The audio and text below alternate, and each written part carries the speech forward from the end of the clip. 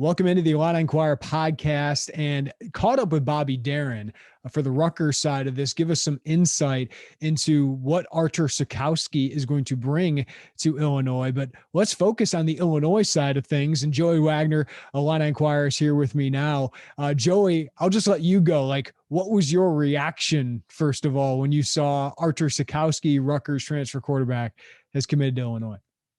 Change is afoot. Right? I mean, it's coming in some way, shape, or form. This quarterback room is going to look different than what we have known it to look. And, we'll see if there's attrition in there, but bringing him in here indicates that he's going to have a chance to compete, to get out there on Saturdays and get a chance to kind of redeem himself. I thought a lot about the 2018, and let's just get it out of the way, right? Those stats were not good. I mean, it was just really bad.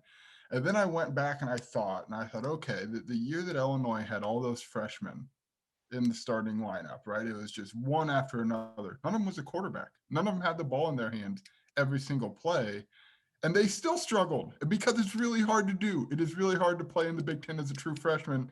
And then you put the fact that you're a quarterback on top of it, and you've got to read all these defenses. I thought, obviously the stats jump out, and I thought, you know what, maybe it's just probably not that fair to lean on that year. Yeah. And that's on paper. It's on record, right? What is not on that paper is context. And that gets lost a lot of times. If you only know Artur Sitkowski from that freshman year, which is, Joey, how most people remember him, you're going to think that was one of the worst quarterback performances in a season ever. Right? Like, I mean, ever in college football, but people don't think about, like, at IMG Academy.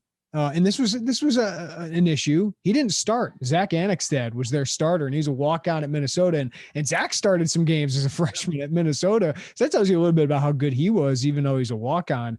But at Rutgers, we got to remember how bad that program was, especially that year.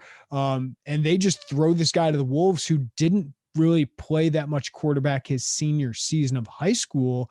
And then they're asking him, with really the worst talent around him in the Big Ten, go get it, kid. Right? Go get it. And he throws 4 touchdowns, 18 interceptions. That's not too big of a surprise. But I will say, if you that's all you remember from him, the last 2 years, he had a 64% completion rate. Didn't throw the ball for many yards per attempt, and he's got to digest the game better from what I understand. But 4 touchdowns to 2 interceptions. He's got an NFL kind of arm, right? And he is of the mold of what Tony Peterson wants. And you said it. Change is afoot. This quarterback room, we knew when Tony Peterson was hired, it's going to look a lot different. It's going to look a lot different. And this is what happens when a new coaching staff with a different kind of system comes in, is there's going to be huge change. And Brandon Peters, they wanted him back because he fits their mold. Artur Sitkowski looks a lot like Brandon Peters, 6'5", 224 pounds, great arm, but didn't work out at his first Big Ten stop. And they think, and this isn't just me talking, they think that a year behind Brandon Peters, that he can learn the game, Tony Peterson can coach him up, and that they can get the most out of him, because the last couple of years he was fine at Rutgers, but they were starting to change to more of a dual threat scheme, Joey. And now he goes back to more of a pro style, traditional kind of offense. And you see if you can unlock the potential here. But it's certainly, he feels like, to me, the heir apparent to Brandon Peters, or that is the idea here, which of course means what's next for all those other quarterbacks, especially Isaiah Williams. So let's look at that thought process here, because let's just look at the class of 2022 quickly, and you'll see why I'm kind of drawing this. They take some takes, and it's like, okay, maybe the rankings aren't there, right? Like, maybe, I don't know. And then the thought is, Brett and his coaching staff want to see this talent, and they have this belief that they can take these skills and help develop it into the player they want. They believe in their player development system. Frankly, they've got a track record of that working. So now they're just applying it in a different light, really, right? With a transfer instead of a high school kid. But it's the same conceptually. It's the same idea. Okay, we like what he does, X, Y, and Z. We think we can help him do X, Y, and Z better, or hone all that.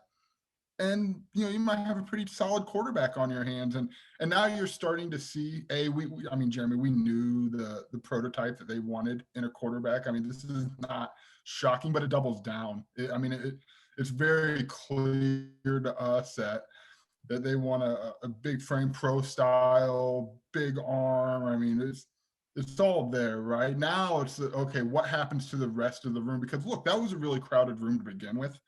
This spring, there's a lot of scholarship quarterbacks in the room. So now what happens? What's the next domino? And look, this happens with a new coaching staff, and B, with any coaching staff after spring ball, right? Conversations happen. You see, okay, I got X number of snaps. Okay, that might not be what I was after. And things change. Now it's a new world of college athletics. So things change easier for kids. So, I mean, change was always going to happen in some way, but now we're starting to see a little bit of a clearer picture of what they want on the other end of that. Yeah, at first it was all like hypothetical, right? Of, oh, what are they going to look for? And then they started offering kids, and Sam Horn, I believe, was the first one. He's a 6'4" kid, and I'm like, all right, there we go. That's what we're looking for. Then Taven Jackson, Trace Jackson Davis's brother.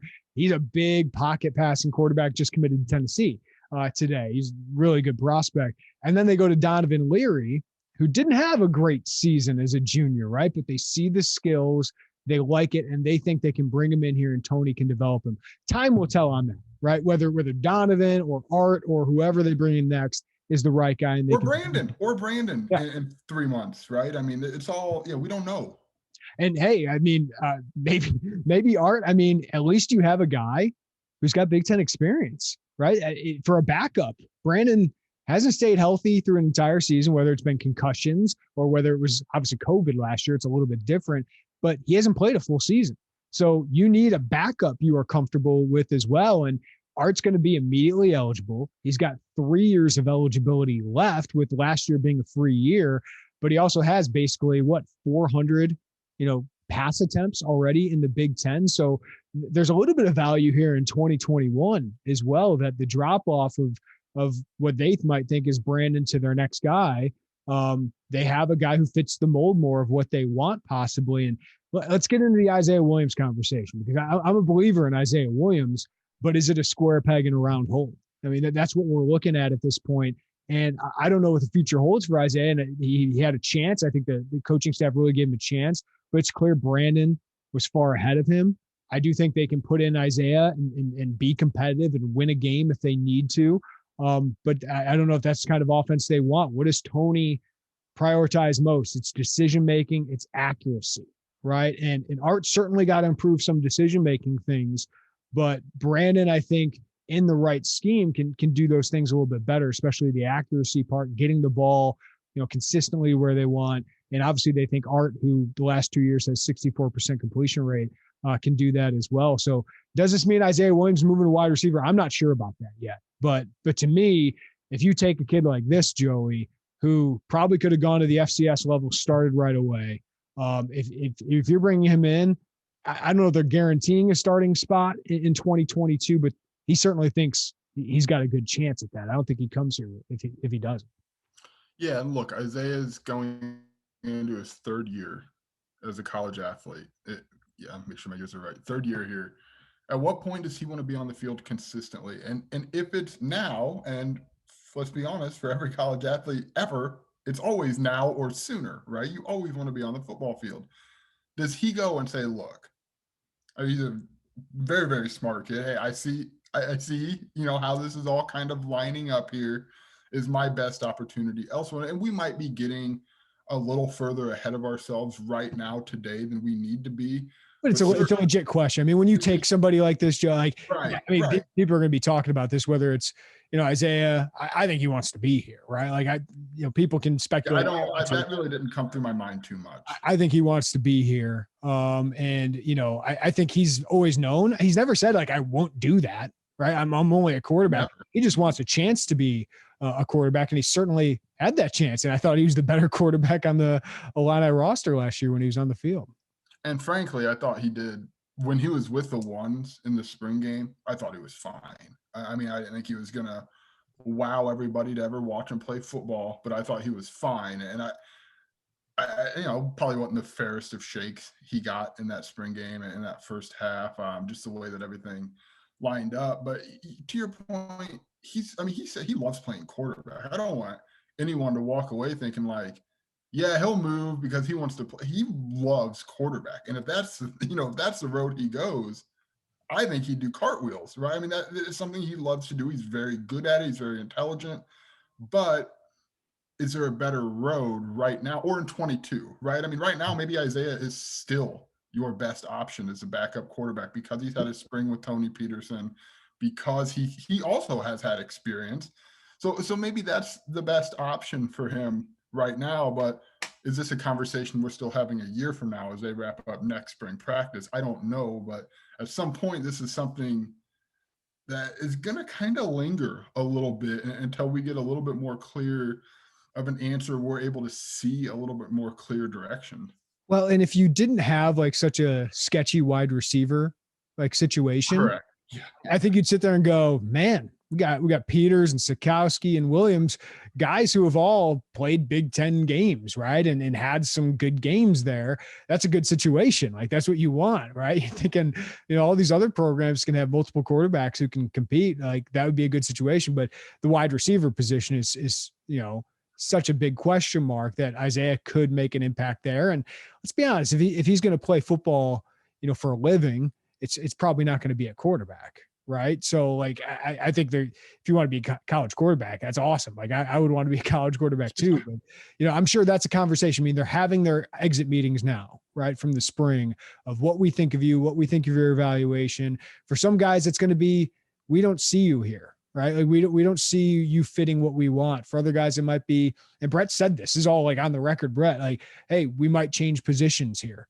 Right. Or this is what you need to do to improve. So all those things are happening right now. I think even more than Isaiah, I think it shows the guys lower on the depth chart, man, like that's who it impacts more. And I think that's where it's like, man, Karan Taylor, Matt Robinson, I don't think they're ever, I think their best shot was last year for Karan, for Matt Robinson, who's had some starts in the Big Ten, and then a guy like Deuce Spann, who was recruited for a completely different system. Right. And I think he's got a really high ceiling as a dual threat quarterback, but for what Tony wants and what their skill set is, I think it leaves huge question marks about where those guys fit in. And I think Art's obviously what they're looking for, and a lot of those other guys don't fit that.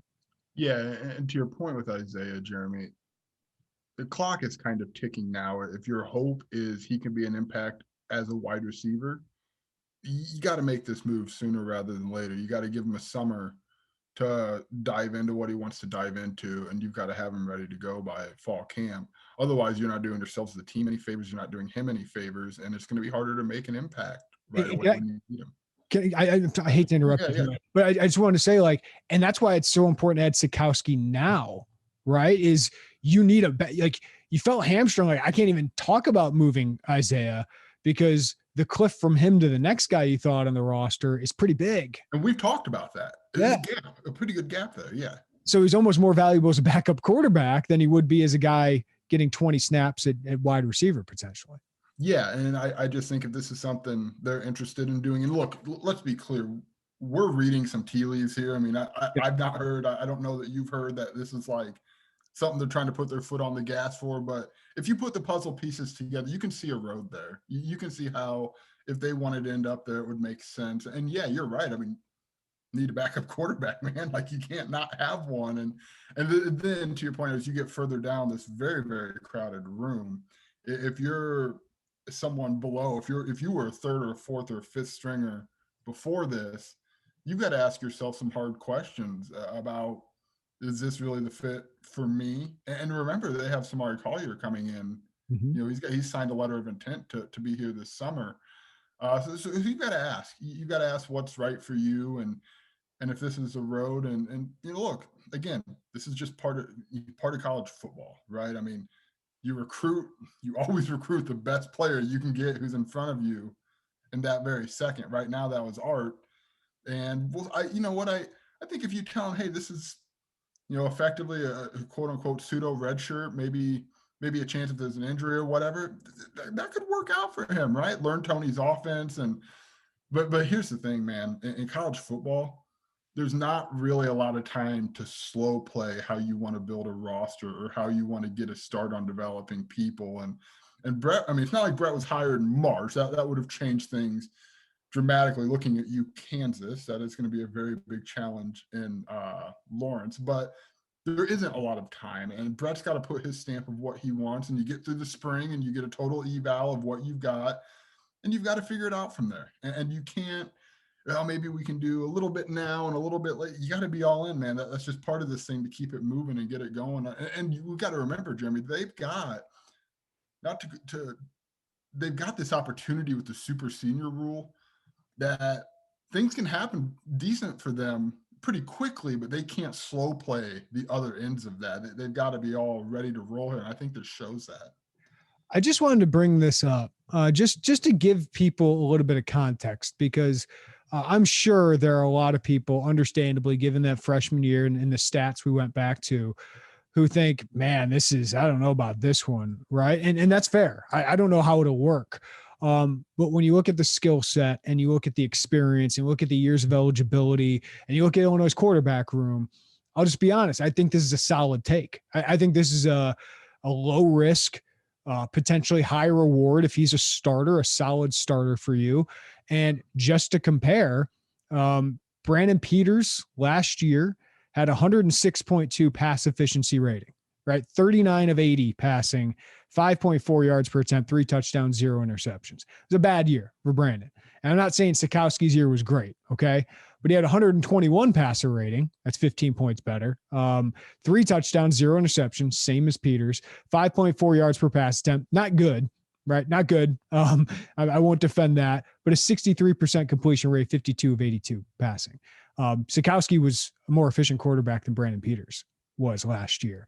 The last 2 years, he's got similar numbers to Brandon Peters. Basically, when you just take efficiency, Peters started more games, won big games for Illinois.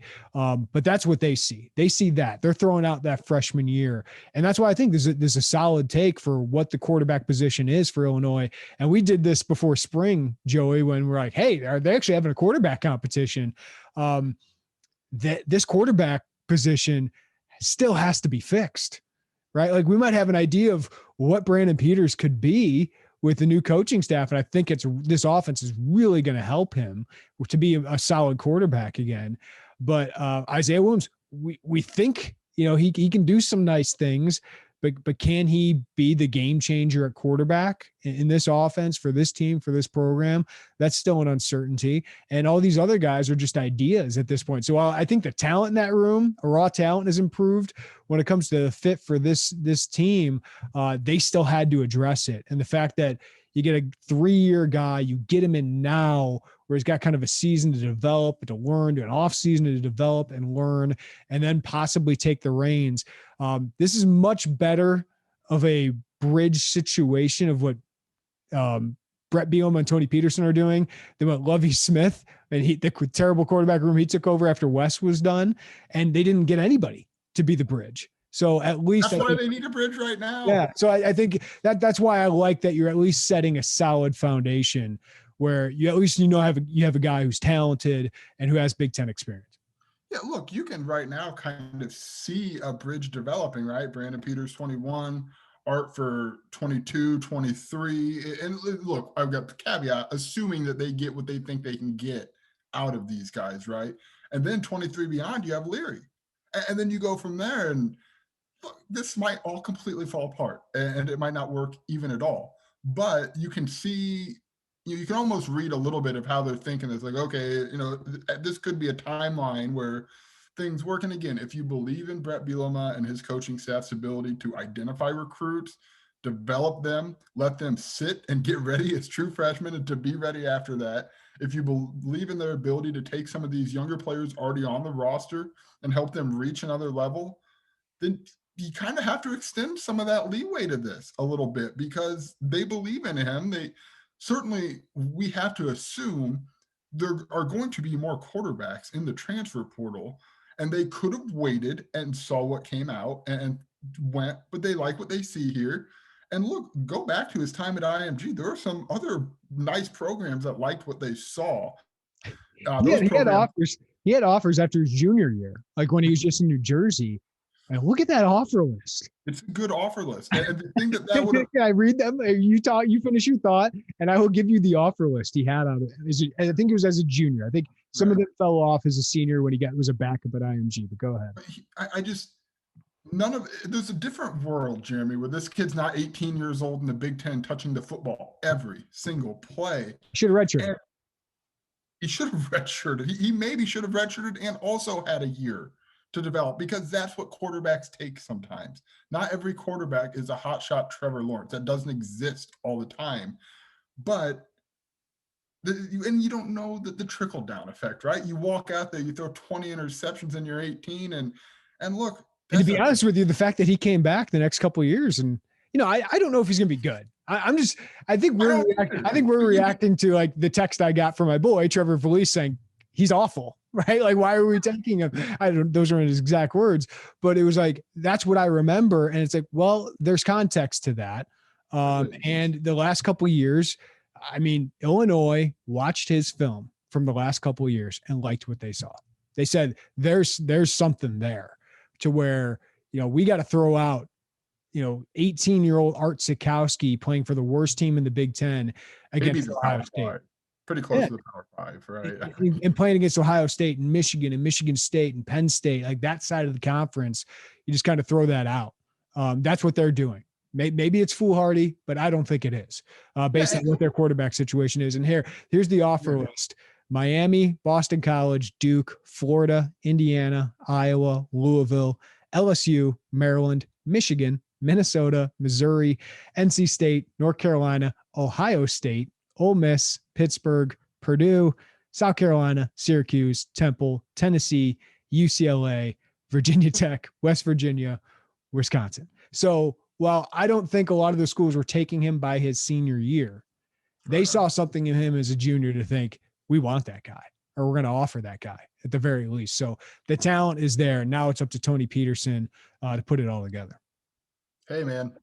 And maybe in 2 years we look back and we say, yeah, that freshman year tape was pretty much pretty close to what it ended up being. But maybe not. But if you're at Illinois and you've got this position that and look, I say you haven't been able to solve. This coaching staff had nothing to do with the inability to solve the quarterback position. But collectively as a program, it has been a very tough egg to crack. And if you get a chance to maybe to bridge yourself 2 valuable years, I'm assuming 2, right? 1 Peters this year and potentially 2 next year. Dude, that is like a gold mine if you don't have to worry about that position for 2 years. Well, we got to think of Brett Bielema too, and his history of quarterbacks, or even Tony Peterson.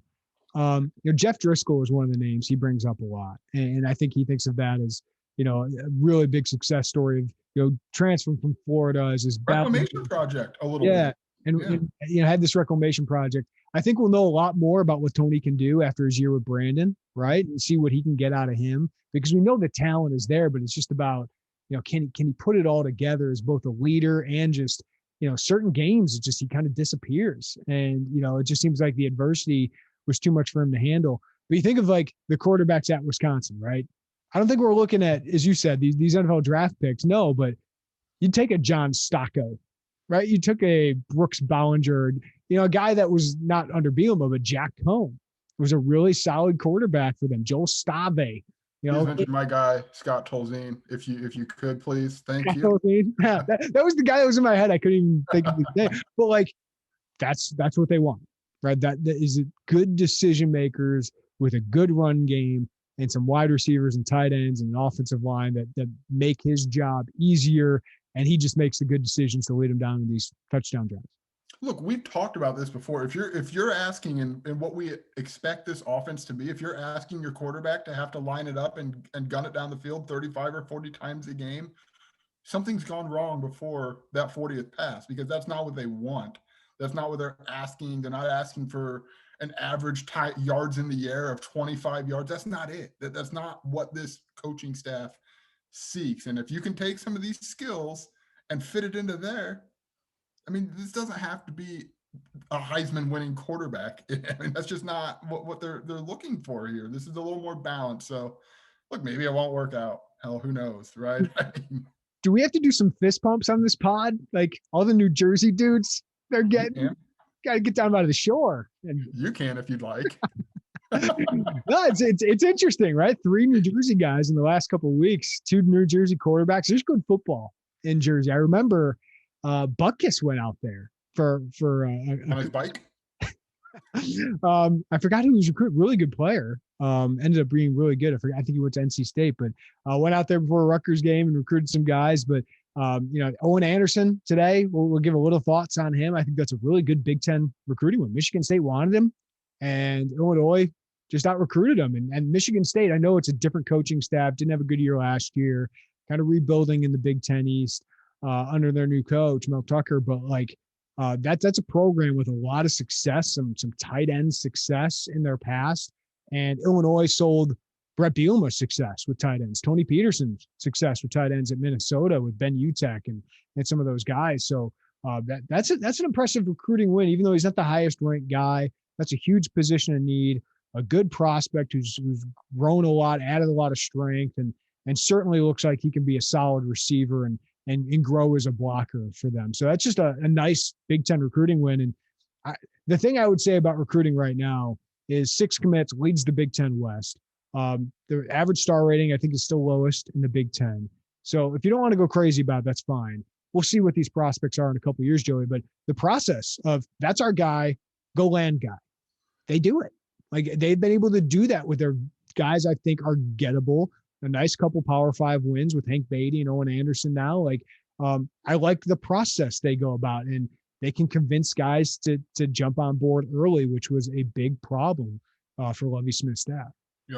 Quickly on Owen Anderson, I'll tell you, Jimmy, we've talked a lot about spring ball and what to make of it, and I've written it. We talked about the tight ends, and really we're going by one game and a couple position changes and some offers.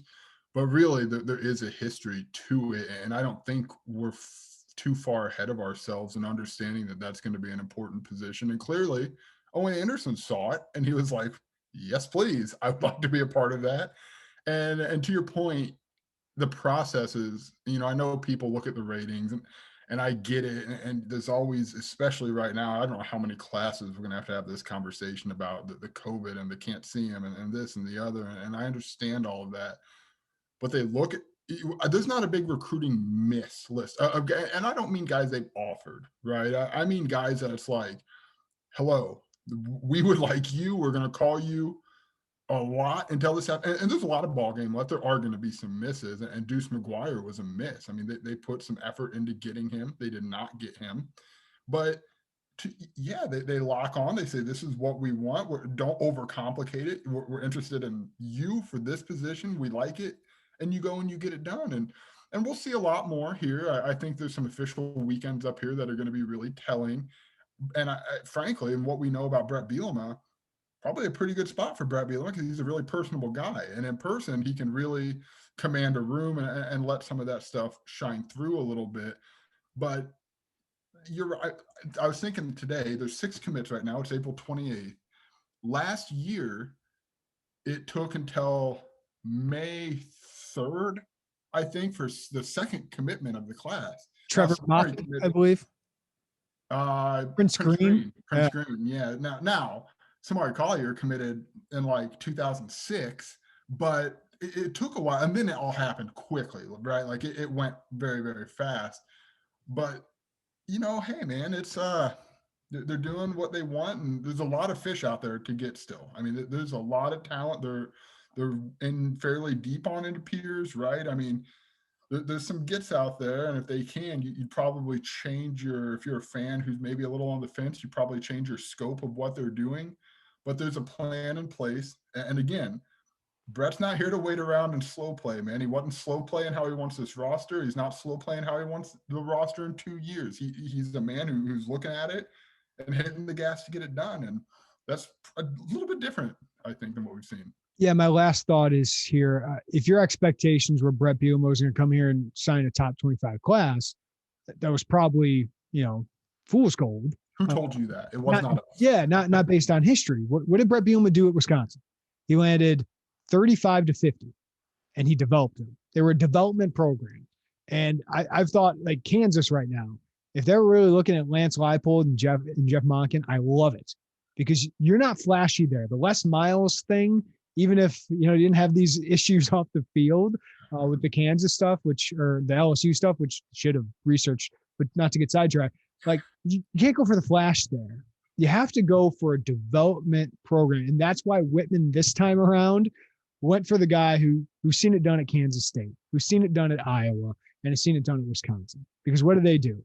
They got recruits who fit their system, and they developed them into really good players, formed an identity, and then they just fed on that and fed on that. And then, eventually you start landing better recruiting classes, but you just know what you want, you go get it, and you develop them. It might not be the sexiest thing in the world. You might not have the highest rankings in the world, but right now you're at 31, which is nice. That'll change. It'll fluctuate, whatever it is.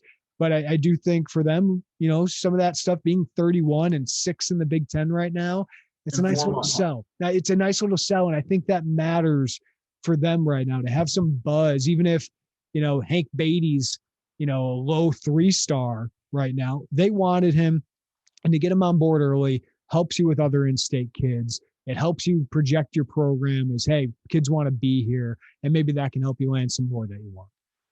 And that brings us back to Art and the understanding that they believe in their development system. Yep. And they believe in looking at these skills in their development system. And look, I will say, I think we saw some of that with Lovey, right? I mean, this player can run X, Y, Z. We'll teach him the football stuff. That part of it never really, for the most part. I mean, I think his first recruiting class, right? Yeah. I think that class was pretty successful. And I love that recruiting class when they signed it. Look what Palczewski's turned into, Vidarian Lowe, and, Kendrick Green's going to get drafted, and Nate Hobbs has a chance to get drafted, right? Like, that was a really good class. And then they just didn't maintain that. Right. And some of the development on some of those other ends, when you're not maintaining those classes and the development slows down, you kind of find yourself in a little bit of a hole. So, I mean, it's not, the point is what Brett's doing isn't all that wild, right? Believing in who he wants to getting them and trusting they'll develop. And they've just done it with the quarterback. We'll see if it works out and if it lands, but I think it's April 28th. I think we're going to see, exit meetings and spring ball and all of the body of work that a lot of these kids have as they now finish up a semester. We'll see what that looks like roster-wise moving forward. We're going to find out a lot more about what Brett Bielema thinks of his roster that he inherited, right? We found out what he thought of the super seniors when he wanted them back, right? And now we will figure out what he thinks about those other classes, whether it's, hey, this kid decides to move on or where they're adding transfers. And I think today Sitkowski was what they thought about the quarterback room and that they needed an upgrade there and someone who fit them a little bit better.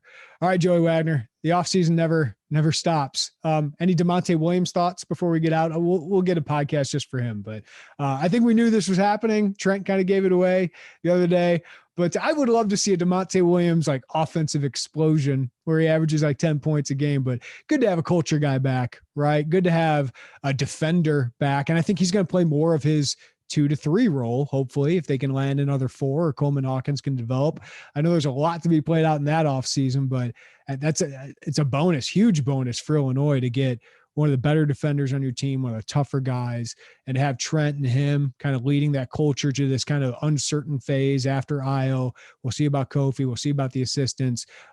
Nothing but good things with Damonte coming back. It's a great voice to have in the locker room, who especially regardless of what Kofi or what happens with the assistants, there's going to be a lot of younger faces in there, maybe some younger faces like Andre Corbello, who's asked to be more of a leader, and Damonte and Trent can really help guide them through that. It was just really the most Damonte Williams 5 o'clock news dump of all time.